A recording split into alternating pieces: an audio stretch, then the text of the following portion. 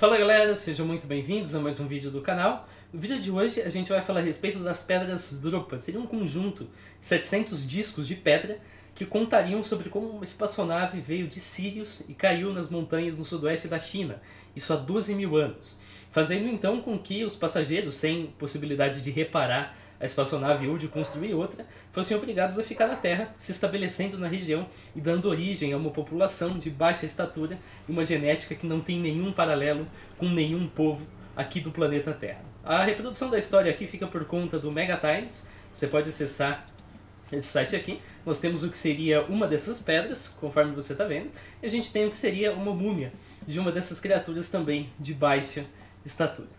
Então no vídeo de hoje a gente vai abordar essa história e a gente vai começar se perguntando como a história surgiu.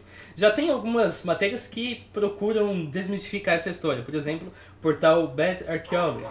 Porém, esse portal aqui tem um erro. Esse portal aqui afirma que a primeira reprodução dessa história, a reprodução mais antiga, seria de 1960, num artigo numa revista russa.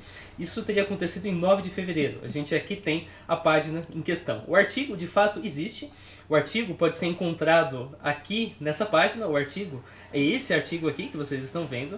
Eu fiz a tradução com o Google Tradutor, questão de simplesmente dar Ctrl+C, Ctrl+V. E o fato é que esse artigo de 1960 não menciona as pedras Dropa. Então essa informação aqui do Bad Archaeology é uma informação falsa. Esse artigo aqui, ele trata com a possibilidade de termos sido visitados por seres extraterrestres no passado, menciona algumas instâncias, por exemplo, os tectitos, que são pequenas rochas de vidro formadas em impactos com meteoros, menciona a cidade de Baalbek, no Líbano, menciona os pergaminhos do Mar Morto, menciona que o Jonathan Swift teria previsto que Marte tem 2 luas antes dos telescópios, menciona Sodoma e Gomorra, mas não menciona as pedras Dropa. Esse artigo aqui, portanto, não é a primeira reprodução. A verdadeira primeira reprodução que a gente consegue recuperar, e que por sua vez seria mais uma segunda reprodução, pelo menos, é essa aqui. É uma reportagem alemã de julho de 1962, foi publicada numa revista a respeito de vegetarianismo, e é afirmado então nessa matéria que a matéria em questão é uma atualização de outra, que foi publicada em setembro de 1961, portanto no ano anterior a essa matéria, conforme está escrito aqui. Você tem um pastebin que eu produzi, que tem aqui a tradução. Aqui a tradução eu fiz OCR mesmo, passei uma camada de OCR para pegar o texto, então joguei lá no Google para obter propriamente a tradução desse artigo. É dito então que 25 anos antes, portanto, em 1937, ocorreu uma expedição nas montanhas Bayan-Karaula, que encontrou 616 objetos circulares de pedra com um buraco no meio e entalhes em espiral, nas cavernas ali da região. Esses objetos ficaram guardados por quase 2 décadas no museu, até que foram decifrados por um cara chamado Tsun Un Nui, que trouxe achados espetaculares, tão espetaculares que a Academia de Pré-História de Pequim se recusou a publicar inicialmente, mas finalmente fez essa dita publicação. Portanto, a gente deveria ter uma publicação. Essa publicação acabou sendo rechaçada por todos os demais especialistas. Então, a gente também deveria ter uma série de respostas publicadas a essa publicação. Essa informação aqui é importante, porque nós deveríamos ter alguma coisa que, como você vai ver, a gente não tem. Mas vamos lá.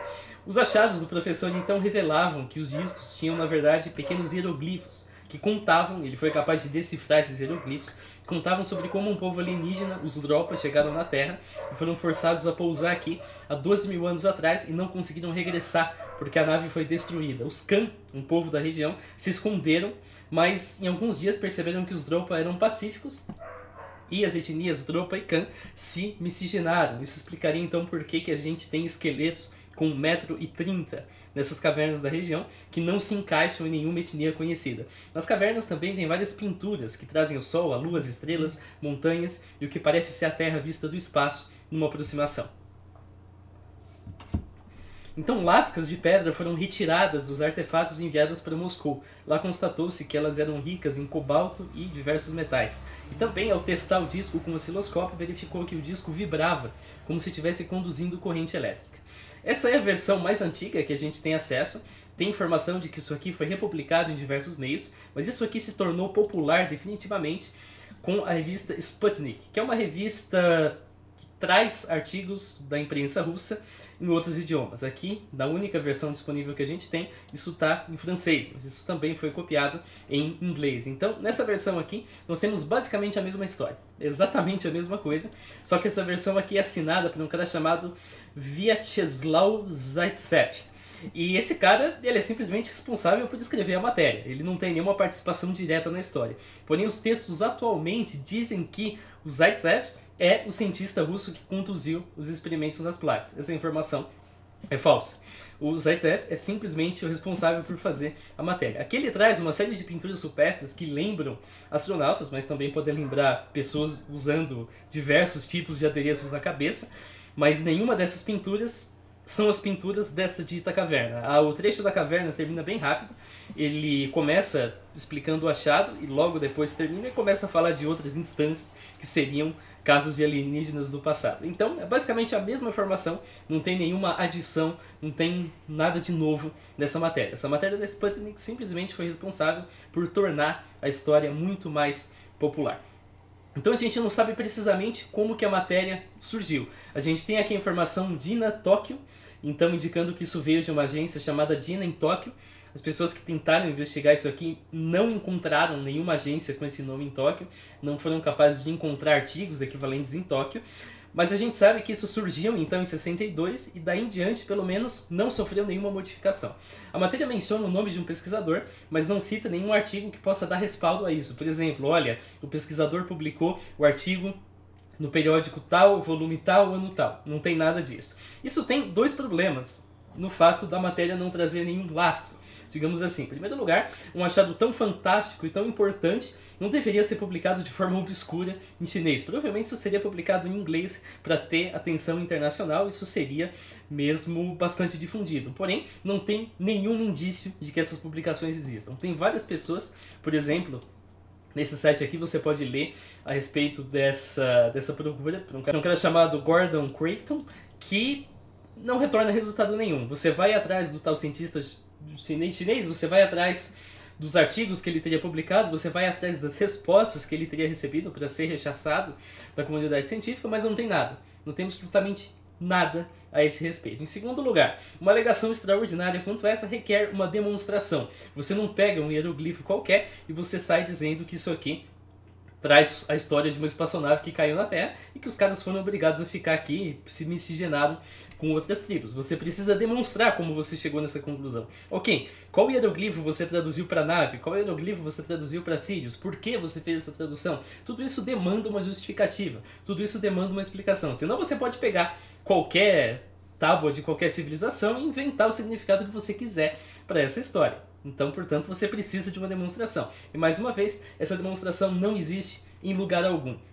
A gente só tem a informação pronta. A informação já dizendo que, ok, esses discos foram analisados e chegou-se nessa conclusão aqui. E agora você tem que acreditar por fé, primeiro, que esses discos existem, segundo, que as análises existem, em terceiro lugar, que as análises estão corretas e chegaram nessa resposta. Porque a gente não tem nada que possa auditar esse processo. Então, quando você soma esses fatos, a ausência de artefatos que façam jus ao que está na história, se você pesquisar no Google Pedras Droba, você vai encontrar um monte de disco, mas nenhum desses discos tem hieroglifos que contam sobre alienígenas. Não, são discos ornados muitas vezes, a gente vai falar daqui a pouquinho, mas nada do que você espera que eles tenham. Então, a gente pode concluir que é impossível distinguir essas alegações de uma história falsa. Portanto, essa história carece de lastro para poder ser levada a sério. Eu não estou dizendo que essa história é mentira. Ela provavelmente é mentira, mas eu não estou dizendo que ela é mentira. Eu estou dizendo que é impossível de distinguir essa história de uma história falsa. Mas vamos lá, a gente tem um livro chamado Sun Gods in Exile. Se você conhece, você deve estar pensando, nossa, mas esse livro traz evidências muito sólidas de que essas pedras são reais. Vamos lá. Esse livro pode ser comprado aqui na Amazon ou baixado na LibGen. Ele foi publicado em 1978 por um cara chamado David Agamon. O pseudônimo dele é David H. Gamon, perdão, o nome real dele é David H. Gamon, mas ele se intitula David Agamon. E através das notas ele conta a jornada de um professor de Oxford chamado Caryll Robin Evans, que esteve na região em 1947 e que viria a falecer em 1974, inclusive conversando pessoalmente com o tal do Agamon. Então a matéria diz que os Dropa viviam num território de 112 por 40 quilômetros, tinha uma capital chamada Dilwená. Lá o Robin Evans conheceu uma população de algumas centenas de pessoas que tinham uma estatura média de 1,2 metros. O Evans viveu entre os Dropa por 6 meses, aprendeu costumes, até mesmo engravidou uma mulher dos Dropa. De acordo com ele, as tradições desse povo contam que os ancestrais caíram na Terra milhões de anos atrás. Contam que os ancestrais caíram na Terra milhares de anos atrás e vieram de um planeta na constelação de Sirius. Essa seria uma evidência bastante sólida, que mereceria discussões muito longas. Então a gente começaria falando, por exemplo, que esse tal do Caryll Robin Evans é também um fantasma. Ele supostamente era ligado a Oxford, mas quando você pesquisa pelo Caryll Robin Evans em Oxford, tudo que você encontra é o livro Sun Gods in Exile, que está na biblioteca da instituição. Você não encontra absolutamente nenhum artigo, nenhuma página, nada que indique que esse cara tenha existido. Além disso, Caryll supostamente teria sido recebido em 1947 pelo 14º Dalai Lama, o Dalai Lama que você conhece. Agora, o Dalai Lama tinha apenas 12 anos naquela época, ele ainda estava sendo educado. Uma publicação supostamente traria uma fotografia do Dalai Lama recebendo o Caryll. Eu vou mostrar a fotografia daqui a pouco, tá nesse site aqui. Agora você vai concordar comigo que esse Dalai Lama que aparece aqui certamente não tem 12 anos, certo? Ele está muito mais velho. E esse cara aqui não parece que vai viver outros 30 anos. Então, portanto, essa fotografia certamente não é de 47. Tem até um laptop aqui, conforme você pode ver. Então, eu não fui capaz de localizar a origem precisa dessa fotografia, do lado de quem o Dalai Lama exatamente está, mas essa fotografia certamente não é de 47 e certamente não está do lado do Caryll Robin Evans. Agora tem um pequeno detalhe que torna toda essa análise que eu fiz agora desnecessária. O próprio David, dando entrevista para a revista 14 Times em 1994, na edição de número 75, você pode ir lá consultar, ele afirma que o livro dele é uma obra de ficção, que foi produzida como sátira das obras do Erich von Däniken, do Eram os Deuses Astronautas. Ele se inspirou no artigo da Sputnik e se inspirou também num livro de 73 chamado Les Disques de Biancara. Esse livro é um livro explicitamente ficcional, que é também inspirado nesse artigo da Sputnik. Então ele pegou o artigo da Sputnik, que é um artigo supostamente real, pegou um livro de ficção feito a partir da Sputnik e criou, portanto, toda uma história que ele publicou como se fosse verdade, mas que nas próprias palavras dele é o seu hoax favorito, ou seja, o boato favorito que ele criou. Ou seja, é tudo uma sátira. Toda essa informação a respeito do Caryll Robin Evans não existe. O Caryll não é uma pessoa real. Ele não esteve entre os Dropa, tudo aquilo foi inventado mesmo para a produção do livro Sun Gods in Exile. Então, portanto, você não deve levar esse livro a sério como sendo uma evidência. Esse livro é explicitamente uma sátira. E quais são as evidências que esse livro apresenta? São duas delas. A primeira delas é uma foto que aparece na contracapa do livro. A foto é essa aqui e possivelmente mostraria os Dropa, supostamente com 1,20 m. Porém aqui você não consegue ver a estatura, eles estão sentados, mas você não tem absolutamente nada para comparar. É bastante provável que essa foto mostre apenas habitantes ali da China, Tibete, daquela região, de estatura regular, sem absolutamente nada demais.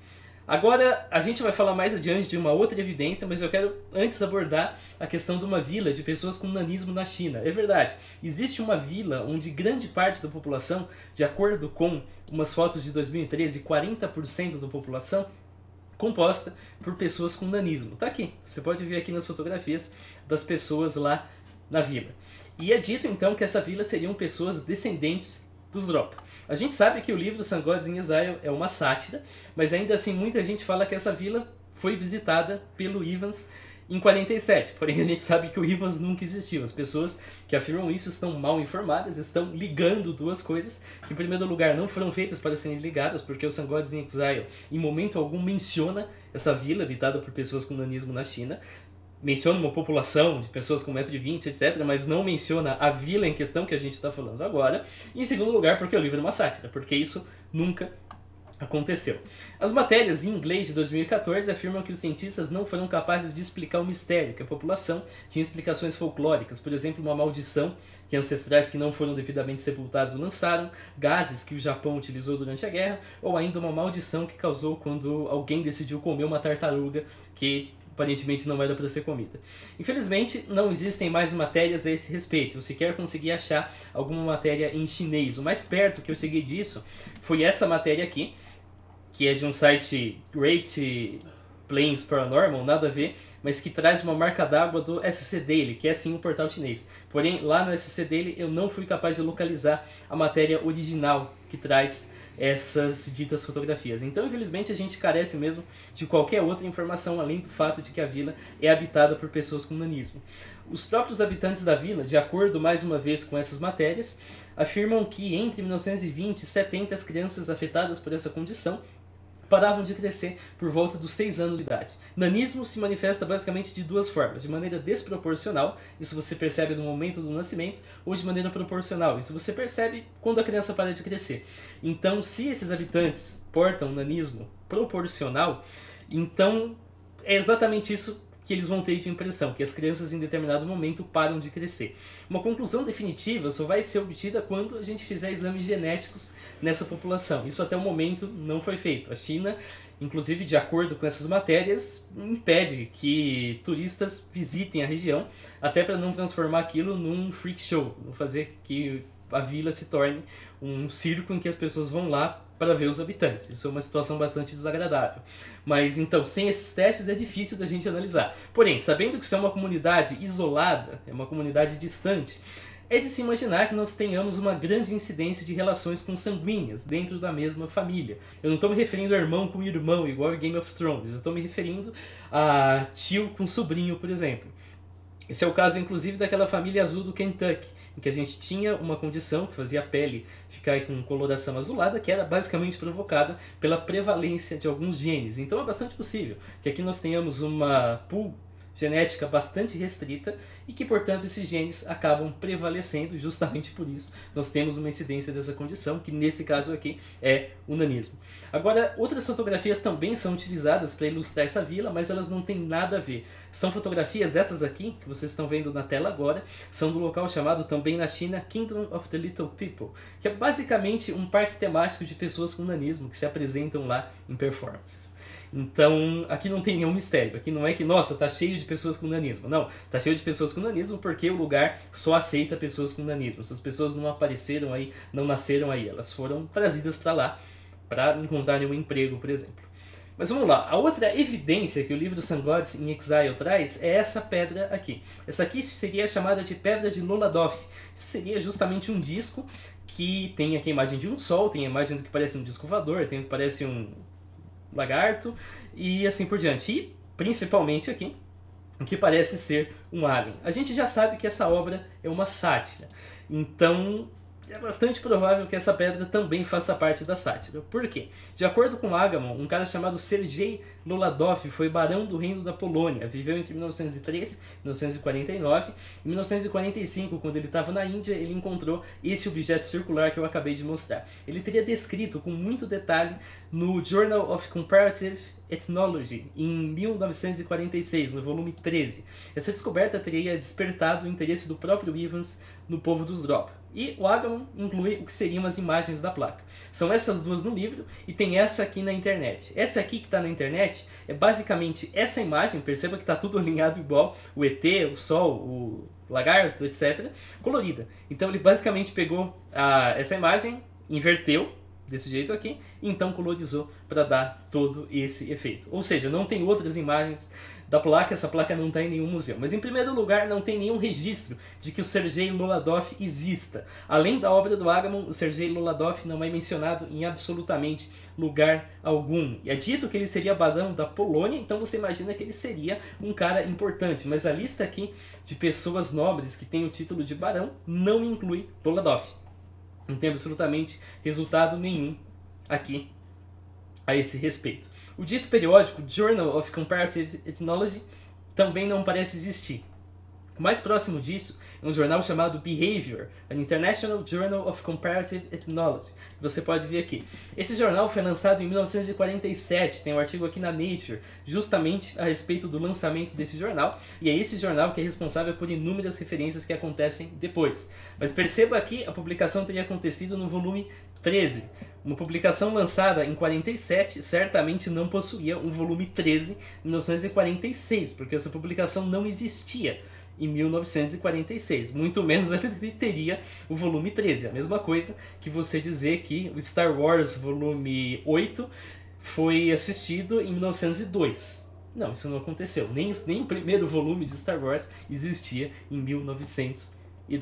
Então, dessa forma, a gente conclui que a placa jamais teria sido analisada de forma independente. A placa provavelmente sequer jamais foi vista fora da publicação do Agamben. E se a publicação do Agamben é uma sátira, a gente imagina que ele não está em mãos com uma placa real. A gente imagina que ele provavelmente forjou isso aqui, provavelmente produziu mesmo em madeira, entalhou em madeira, o que, tendo um artesão certa habilidade, não é difícil. Fazer isso em pedra é uma história completamente diferente, mas fazer isso em madeira, ou fazer em argila, endurecer argila, simplesmente esculpir na argila e depois endurecer, não é uma tarefa tão difícil. Então é bastante provável mesmo que essa placa seja forjada. Essa placa não está em museu nenhum, ninguém analisou essa placa de forma independente, exceto por uma pessoa que, é o que tudo indica, também não existe. Além disso, perdão se eu lembro isso muitas vezes, o livro em questão é uma sátira. Se o livro fosse real, se o autor do livro não tivesse afirmado que isso é uma sátira, a conversa provavelmente seria outra e esse vídeo provavelmente seria muito mais longo, mas não é o caso. Mas ainda assim, quando você vai aqui no Google e pesquisa por Pedras Dropa, você vai encontrar uma série de imagens. É perfeitamente justo que você se pergunta o que essas imagens são. Opa, essa imagem aqui, será que ela mostra o dito disco? Não, ela mostra uma réplica sendo vendida no Etsy por $125 canadenses. Então não é o disco original, é simplesmente uma réplica. Mas enfim, ela mostra aqui então uma série de imagens do que seriam as Pedras Dropa.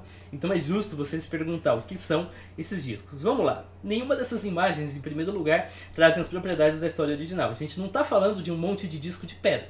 A gente está falando de discos de pedra que trazem explicitamente vários hieroglifos que permitem concluir que caiu uma nave espacial na região ali das montanhas da China, que essa população não tinha como voltar, que essa população veio de Sírios, que essa população se miscigenou com os povos da região.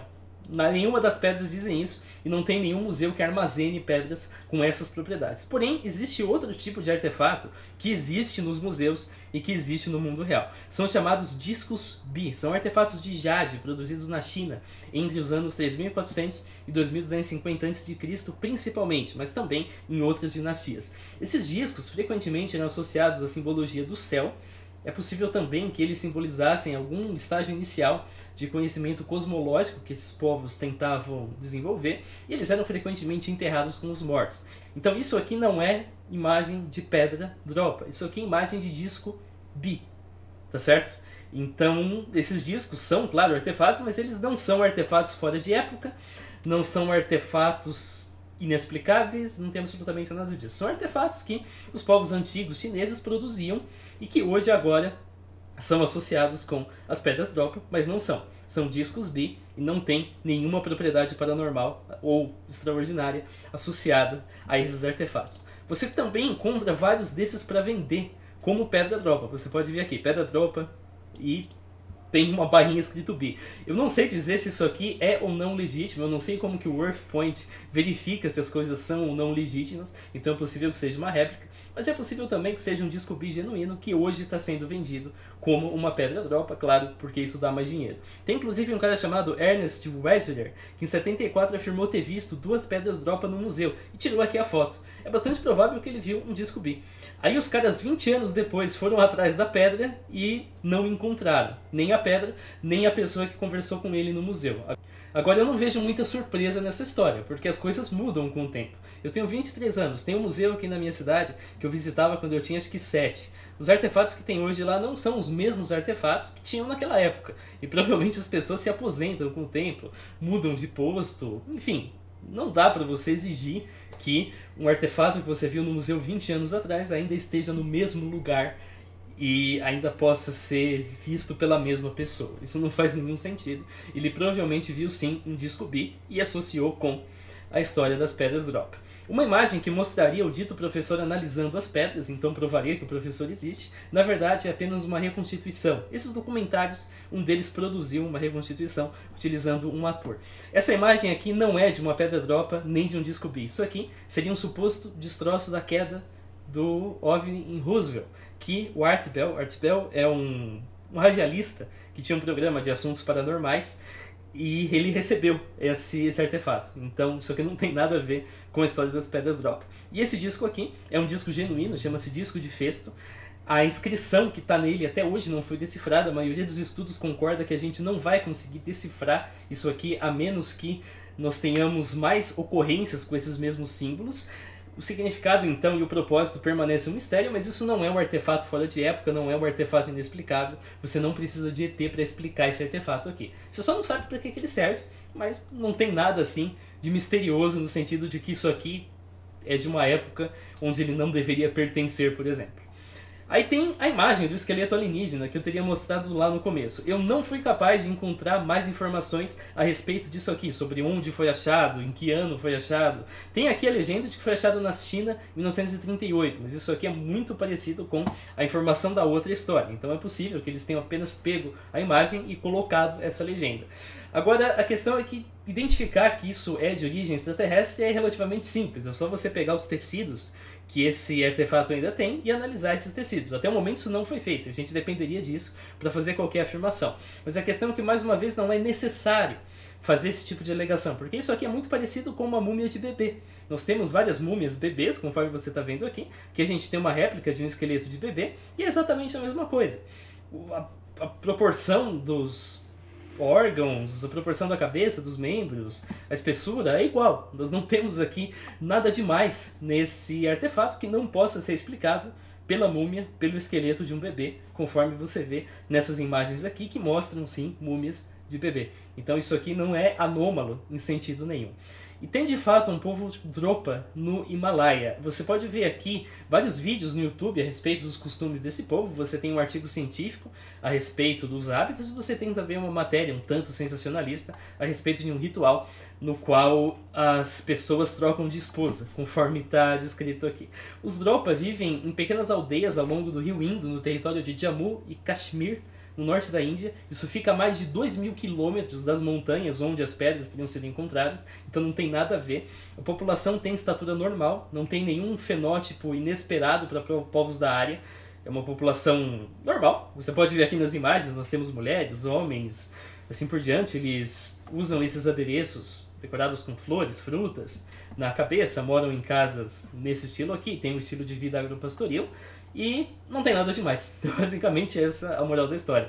Eles não são de 1,30 m, não tem lendas sobre alienígenas, não mantêm absolutamente nada, e mais importante, estão a 2.000 quilômetros de onde essas montanhas se localizam. Aí, por fim, a gente tem lá o site Mysteries Unresolved, que eu já usei muitas vezes aqui. Foi lá que eu vi essa história. Ele traz essa imagem da garota aqui de olhos azuis, ao lado do que seria os Dropa lá no Himalaia. Agora a questão é que essa imagem da garota de olhos azuis é uma garota afegã. É uma imagem bastante famosa na internet e é inclusive editada. Essa versão aqui, com os olhos muito azuis, quase brilhante, é editada. A versão original não é um azul tão forte assim. Esse foi o vídeo. Então assim, a gente pode concluir que a história sobre as pedras Dropa provavelmente é falsa, porque ela não possui qualquer lastro que a gente espera para uma história real, e as populações associadas aos artefatos não são descendentes de extraterrestres. A história surge em algum momento antes de 62, é publicada numa revista alemã, então popularizada por várias fontes, sem adições, sem desenvolvimento. A história alega que as pedras foram documentadas por um cientista, mas não tem registro de que esse cientista ou que o artigo exista. O autor do livro Sun Gods in Exile admitiu que é uma obra de pura ficção, satírica, e que não deve ser levada a sério. O disco de Loladov provavelmente é uma peça fabricada para o próprio livro, não tem evidências da existência do Loladov, e a publicação ou o periódico não existem. Há uma vila habitada por pessoas com nanismo da China, mas essa vila não fica na mesma região em que os Dropa deveriam existir. Não é mencionada no Sun Gods in Exile e provavelmente existe por relações consanguíneas numa comunidade isolada. As fotografias das pedras Dropa, quando não mostram artefatos que não têm nada a ver com a história, provavelmente mostram discos bi que não são misteriosos nesse sentido.